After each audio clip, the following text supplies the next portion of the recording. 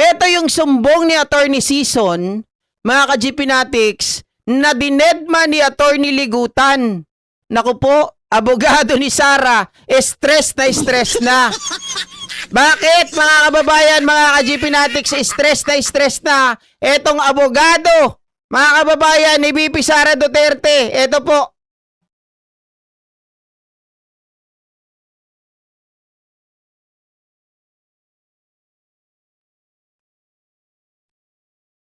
Tingnan nyo to ha, itsura ni Attorney Sheila Season.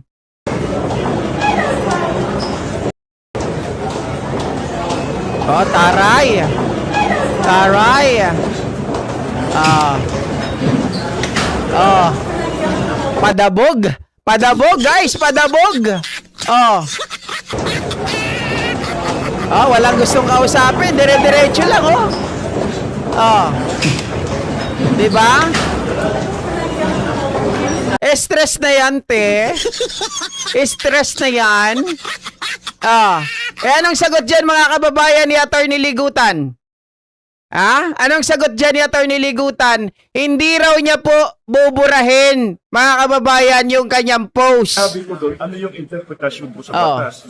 I didn't interpret anything. Pero yung timing, attorney, yung bago Okay, doon. yun na yun. Yung timing sa, I could post that anytime. You know what I mean? I could post it anytime. Ulitin ko po, klaro po sa rules of court, isang bagay po. Yun po yung tinuturo po sa aking mga estudyante.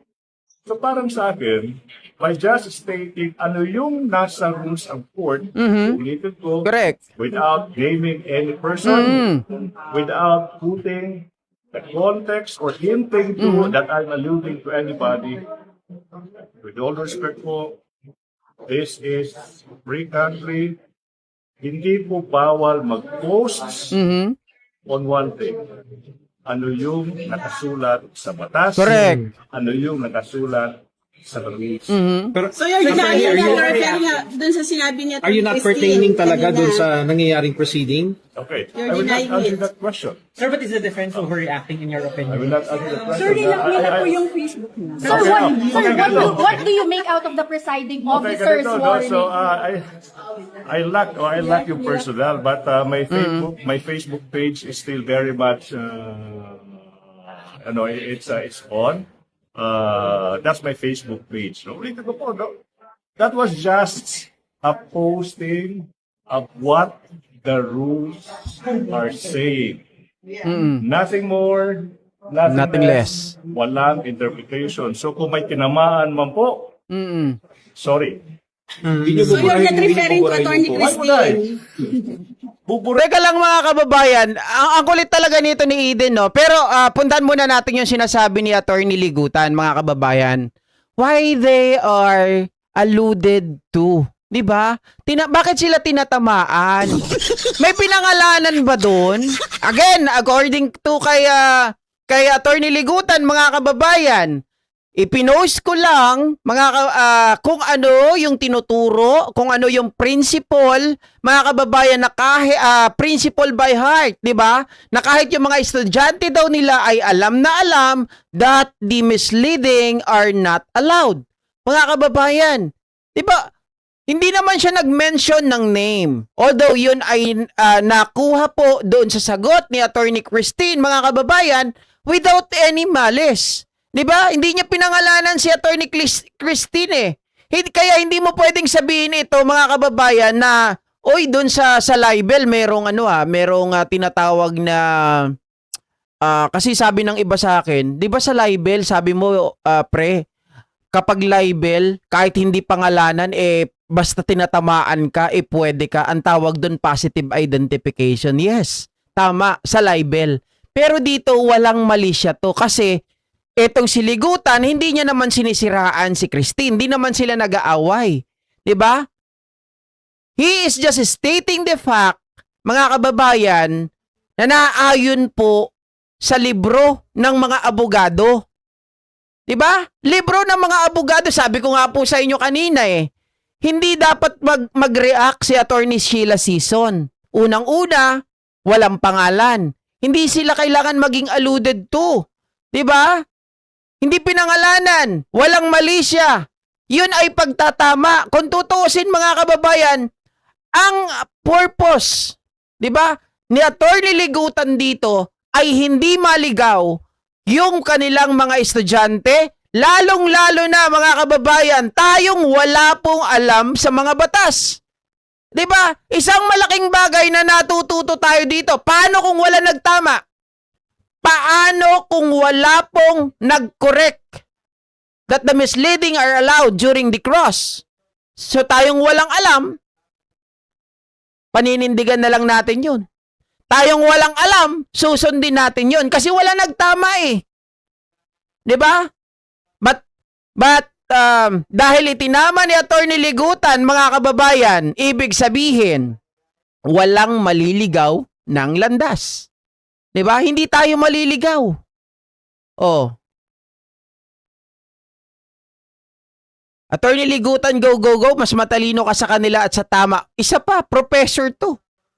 Mga kababayan, low comprehension lang kasi sila, Miss Tapia et al. Iyak sila sa post ni Attorney Guapo Ligutan. Ang mga defense lawyer ni Sara, pare-pareha silang style at ugali. Yabang naman nila, though, hindi nila matatalo ang mga prosecutor. Totoo, di ba? Mga kababayan, hindi naman yan sa siga-siga. Hindi naman yan sa pasigaw-sigaw. Kita nyo si ako sa totoo lang, sa defense, ang nasasabi ko lang na may manner, mga kababayan, kasi manner really matter para sa akin, no?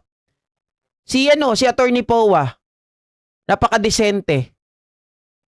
Oo, kahit na tao yan ni Sara, kahit nandoon siya sa depensa, alam ko mag-a-agree kayong lahat. Si Attorney Powa, hindi natin nakitaan na ganyan sumagot. Very respectful, very professional, 'di ba? Si Powa. Oh, paskachi. Tama. Oh. 'Di ba? Si Attorney Ferrer malala eh. Oh, Attorney Ferrer, magbasa-basa po kayo ng batas, wag may time po kayo, huwag mong iligaw. Actually, guys, palagay ko diyan, talagang nadala ng sitwasyon si Attorney Ferrer. Matalino 'yan. Kaya lang, hindi nila kayang bawiin yung salita nila. That is why nagpapalusot si Attorney Sheila Sison that Attorney Ferrer is pertaining or was pertaining, mga kababayan, to the statement of Lorna Kapunan that not all the questions are answerable by yes or no. Mga kababayan, doon daw. Totoo ba? Bilang isang abogado, parang mali pa rin yun eh. Parang naniniwala ako kay Attorney Lorna Kapunan, hindi lahat ng tanong is answerable by yes or no. Kaya nga nakategory siya, di ba? May category, mga kababayan, na ang mga line of questioning ay nakalagay sa answerable by yes or no. Therefore, mga kababayan, tama si Attorney Lorna Kapunan. If that is the case, tapos yun ang palusot, ay, sablay pa rin. Diba? Tama ba? Ay, tatanungin na lang natin si mga kababayan. Dito na lang tayo kay Google.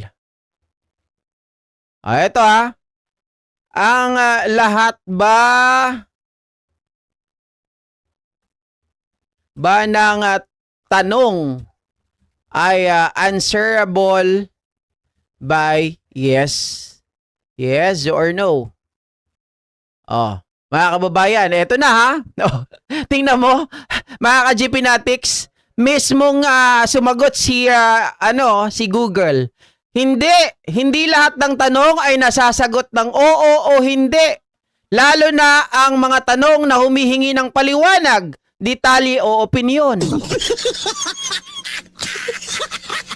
Sumali doon si Attorney Sheila Sison, yung tipong nagmagaling-magalingan ka, naggaling-galingan ka, na inilulusot mo, tapos yung palusot mo, mga kababayan, ay mali din pala. Diba? Mali din pala. Teka, paparinig ko ulit, mga kababayan. Alam nyo, itong mga bagay na to, kahit ulit-ulitin natin, huwag kayong magsasawa dahil meron po tayong mga matututunan sa bagay na ito, mga kababayan.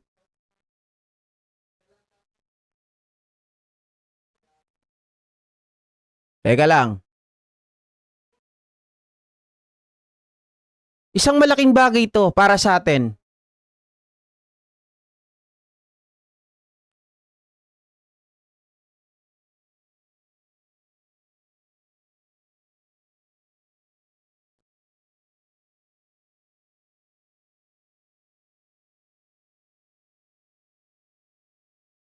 Okay. Lessors registered At wait. Iba yung lumalabas. Iba yung lumalabas sa akin.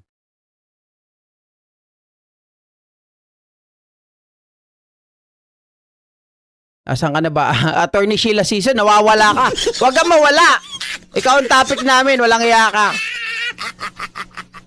kakakulong. Meron ho ba? Teka guys. Medyo nawala. Na-erase ko pala. Habang tayo ay nagsasalita kanina, natanggal ito.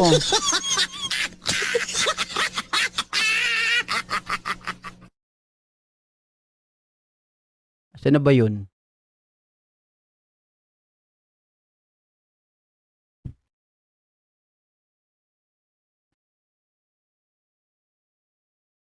Doon na lang sa ano ko, sa channel ko, guys. Para hindi tayo malito.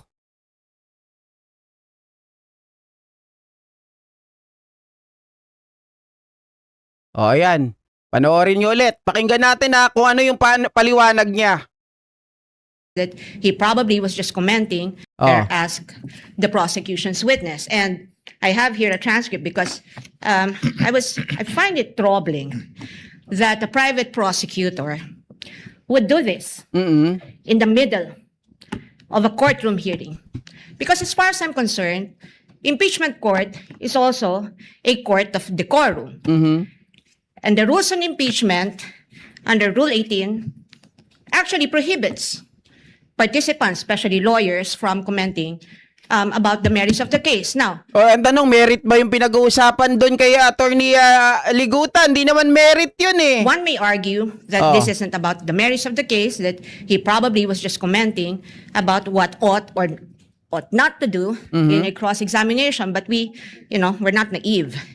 What the private prosecutor is We're not talking about naive. is here. He can explain it. He can explain himself if the presiding officer so desires. But I really just find it in bad taste to do this at this time. And I think it is inappropriate to do that to a fellow member of the bar, because even as we sit on the opposing side of this hall, we remain to be both members of the bar, and as officers of the court, we owe each other respect, politeness, or even kindness. And it doesn't take one to be a lawyer to know that the first thing that our parents teach us to do is humility. Your Honor, No, I'm not yet done, Your Honor. In fact, I have asked one of our lawyers to review the actual transcript from the Okay, ito video yun. Tingnan nyo, palusot niya. transpired between the prosecutor and Attorney Ferrer, and it would seem that in the heat of the exchange, or in the passionate exchange of the arguments between the prosecutor and Attorney Ferrer was not even actually referring to misleading questions as allowed. She said As that. implied in the social media post of Attorney Ligutan. In fact, it's here. The court can confirm this from a replay of the video. Attorney Ferrer, sinabi ho ba yan sa JC na dapat may mahuli? The witness answers, ang nakalagay po kasi sa JC under 4.8.2 ay proof of success. Attorney Ferrer, hindi. Sorry, Your Honor, please. Attorney Kapunan, let the witness answer, Your Honor. Mr. Presiding Officer, can the counsel be instructed not to stop the witness mid-sentence, Your Honor? Attorney Ferrer, Your Honor, please, can the witness be directed to just answer with yes or no?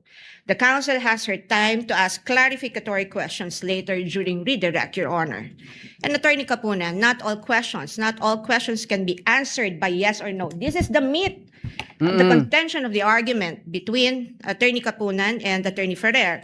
Attorney Ferrer responded, I am on Yakin. cross, Your Honor, please. And the presiding officer said, counsels. Attorney Kapunan responded, never mind. if you are on cross, Your Honor. There are limits to cross-examination. Misleading questions are not allowed on cross. This was the first time that the matter on misleading questions was actually raised by Attorney Kapunan. And Attorney Ferrer, for some reason, said they are allowed, but she was pertaining to the fact that the questions to which a yes or no answer may be answerable are allowed. Oh, mga kababayan.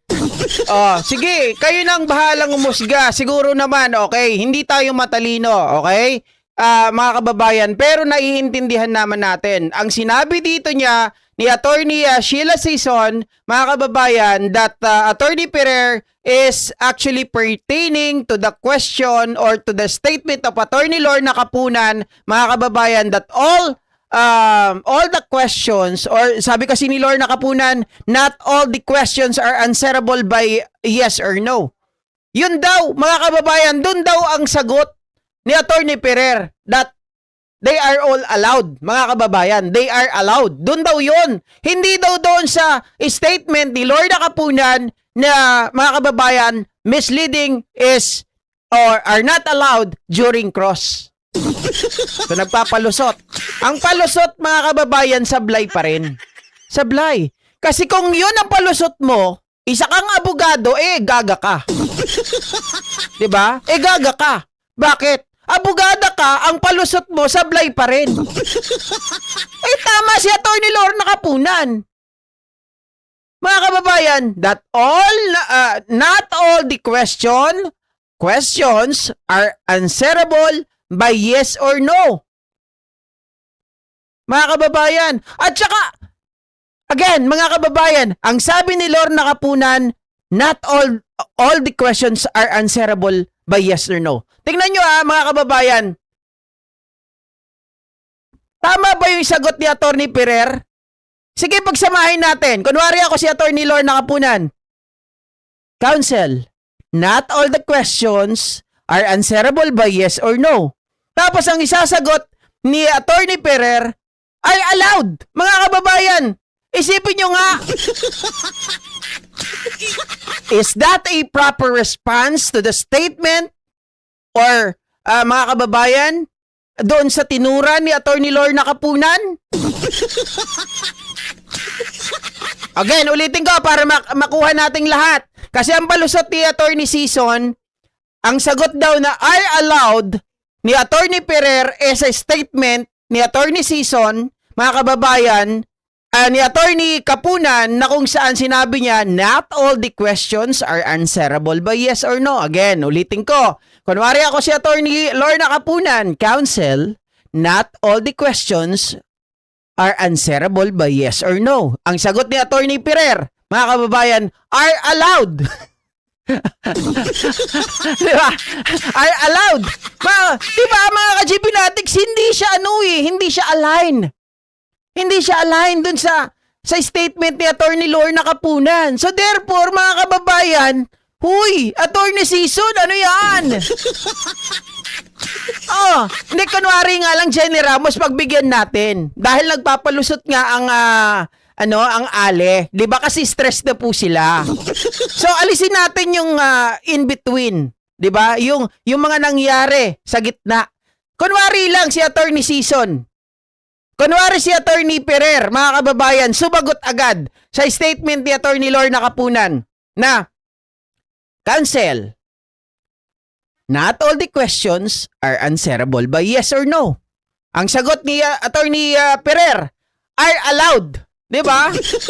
Mga kababayan, is that the right answer? Or is that the proper answer? Mga kababayan, that respond, or is that the proper respond, mga kababayan, or response doon sa sagot or sa statement ni Attorney Lorna Kapunan?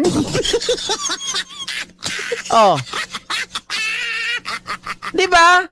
Mga kababayan, so parang doon pa lang masasabi natin, tayo pag pinakinggan natin ang isang bagay, malalaman nyo na kaagad kung tama o mali yung grammar. 'Di ba? Tapos yung sagot. Kasi pag yung sagot irrelevant 'yun, mga kababayan, misappropriate, 'di ba? irrelevant, immaterial yung sagot nitong si kung abogado, ganun na sasabihin. Uy, immaterial, irrelevant. Ang sinasabi ko, not all the questions are answerable by yes or no. Tapos sagot mo, are allowed. Oh, hindi papasok, guys. Siguro naman, abogado to mga to, magagaling sa grammar. Tapos yun ang ipapalusot mo. Improper. Di ba? Oh. GP, we should not be surprised already. That is their objective, delay the hearing. Trademark na nila yun kapag sablay gustong lumusot. Yeah, GP, kaya nga nagtatawanan yung mga nasa gallery, di ba? Mga kababayan? Hindi, ganito lang yan. Simpleng-simple lang naman eh. Gusto kasi nilang bawiin. Di ba? Lance Christian Baldanzo, inom siya stress tab. Ay, Tita Rita. Inom siya stress tab sila. Mukhang mga kababayan, mismo yung mga defense counsel, nagtitingi na lang eh. Di ba? Tapos meron pa doon. Yun talaga yung grabing reaction eh. Pag defense allowed ang misleading question. Ang allowed lang leading question. Pero it depends on circumstances, mga kababayan. No? Walang ganun. O again, balikan natin si Attorney Ligutan. Tatawa na lang. Prahin ko ba? I mean, hindi po allowed ang misleading question. Hindi po yan. Sablay pa rin ang kasi palusot ni yun Sila po Season. Sa ating rules of courts. Buti sana kung I name somebody. Buti sana if I said this is regarding it. Even that, no? Kung pwede pang i-argue na there's nothing wrong with that. Basahin nyo yung post. So in But other the words, timing nga, hindi attorney, subjudice yun. Hindi subjudice. Hindi. The timing. The timing po ng paglabas ng That's posting your news problem. on the... That's your problem. Like what? Barado si Eden! Mga kababayan! The timing nga, attorney, yung paglabas ng post mo, that's the problem. That's your problem. That's your problem. I said, Oh. kung pwede ako mag-post anytime, 24 hour a day, I think that is part of my right as a human being to post something na sa tingin ko, ano yung nasusulat sa rules of court. So you're saying- Ano yon, attorney? Truth hurts, di ba? Truth hurts. Ganun talaga yun. Masakit ang katotohanan. Eden, wag mo na ipagtanggol. Wag mo na ipagtanggol. Sasabihin mo yung timing kasi, attorney, bad timing. When the season's lying. Walang bad faith thing na sa tingin ko, ano yung nasusulat sa rules of court. So you're Walang saying bad when the faith, season's lying. walang bad faith, walang malice. It's just like saying 1 + 1 = 2. Sabi niya Eden Santos, mga kababayan, so you are saying, attorney, that attorney Season is lying? Parang sabi ni Attorney Ligutan, para wag ka na parang ginaganon, mga kababayan, yung parang ginaganon yung mukha, tumigil ka na nga dyan. Lakang kwenta kausap. Diba, ayan pansinin niyo yung kamay ni Attorney Ligutan. Nababad trip na siya kay Eden. Anytime. No. 24 hour a day. I think that is part of my right as a human being Correct. to post something na sa tingin ko, ano yung nasusulat sa rules of court. So you're Walang saying bad when the faith, season's lying. walang Oo. bad faith, walang malice. It's just like saying 1 + 1 = 2. At that particular time, inside an impeachment case, no misleading question is allowed, is as true as the sun rising from the east and setting at the west. 1 + 1 = 2. There's nothing illegal about it. There's nothing illegal about it, mga kababayan. Do you think, are you saying that Attorney Season is lying? Mapahabol yan ni Eden Santos. Oy, Eden!